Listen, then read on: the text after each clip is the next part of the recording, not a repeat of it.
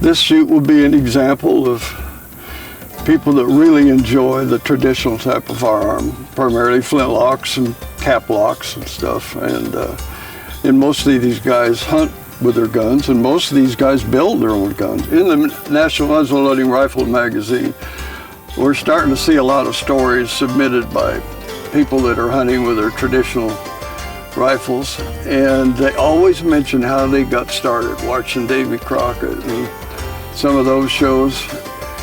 And interestingly, we didn't have TV. I grew up in Montana, and we didn't have TV till 1960, so my interest in these firearms and this sport came from actually seeing an original long rifle.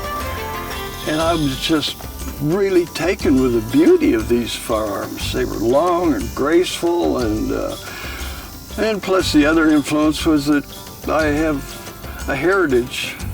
I had three great-grandfather, great-great-great-great-grandfather that all worked at the Springfield Armory in Springfield, Missouri, and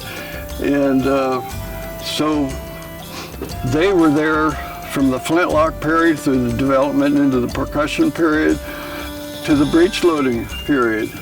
Sure good to see you guys. Oh, yes, a real bear hug. Okay.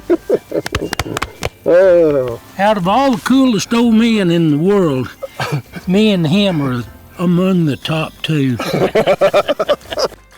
The old apparatus that we had for our club shoots, for shooting novelty items, kind of deteriorated. So a couple weeks ago I had some excess lumber, and I went ahead and put together this thing so we can shoot fruit, golf balls, and so forth. And it's a little wobbly, so I made a couple of little wedges to we can shoot golf balls and all kinds of fruit. And one thing the guys don't know yet is that if they hit the wood, because I spent so much time and trouble putting this together, they're going to get a minus 50 points. So they're going to have to be accurate. It's going to make it a lot of fun. Let's take this rifle here. I'll pull the ramrod out.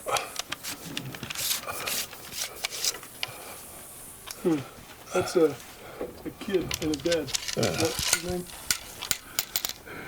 I see that stopped right there. Plus, it made a clicking sound, but it could do that on lead, possibly. It did. But let's put it down there, right about there. All right, there's no way that could be a load in it, because see how that lines up with the vent? So if that was loaded, it would stop right about here, because that would mean there was powder in there. In a ball, say some kids are visiting somebody's household, there's an old grandpa's old flintlock. So those kids need to be advised, if they're around grandpa's old flintlock on the wall or something, they ought to be shown this technique that I just showed you with the ramrod, measuring it to the vent. This gun took me about a year to build. They all take me about a year. Not actual working time, but you got to be in the mood. When I was a little kid, now we're talking 51, 52, 53, my dad and one of his friends both had original double-barrel 12-gauge shotguns. I was so intrigued by that smell and boom from those guns that my mama got me a Davy Crockett suit and a little shotgun about this long, one of those little kind like this, and you put corks in it, and I lost all the corks, so I just stick it in the dirt and shoot that dirt out. This one was built in the 70s. Probably won't see another one of those either.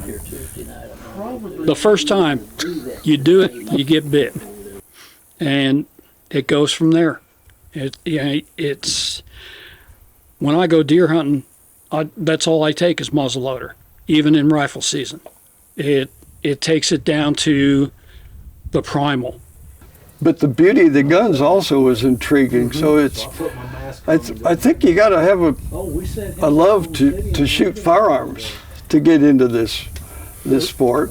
Added to that comes the thrill of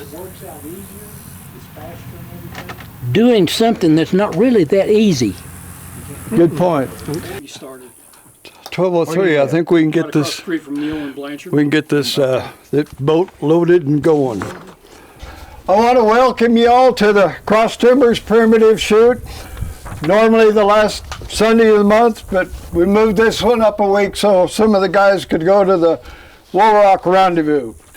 I also want to welcome the Outdoor Oklahoma film crew here. This is quite an honor to have them come film our event, and it touches my heart because it was something I was involved in a lot of years. So, all right, safety. Everybody well knows that. You're all long-time shooters, but remember to keep your muzzles up as you go from the loading bench to the shooting line, and the same coming back. Let's talk about the sequence of targets. The first one will be the 6-mil target. The second target will be a 10-inch balloon that has flour in it. It's kind of exciting when you hit it.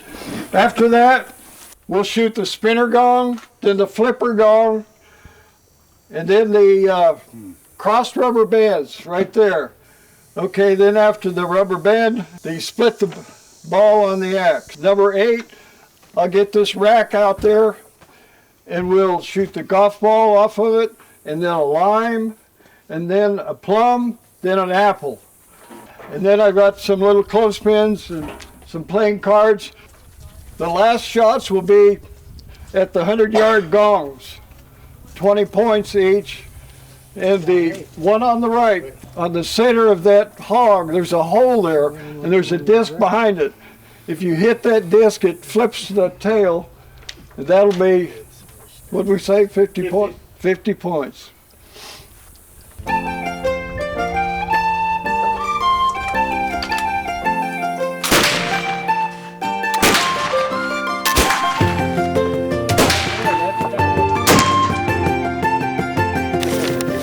How'd you do? My first shot was good.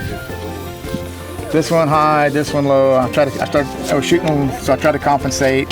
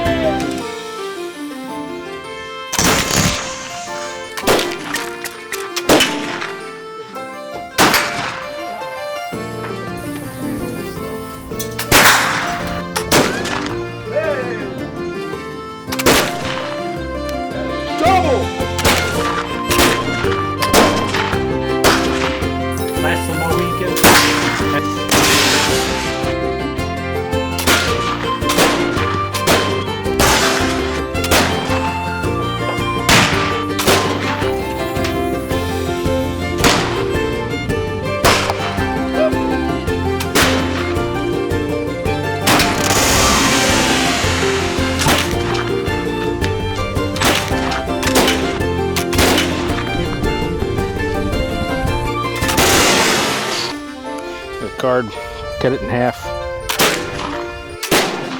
Good one.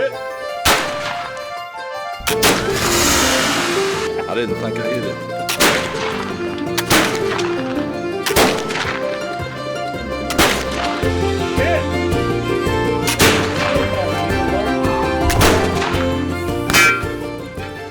Well, I think that about wraps it up on our shoot today. It was a fun, wonderful shoot. I think everybody saw how the rifles were performing. It was an excellent pre-hunting shoot because we shot at all distances.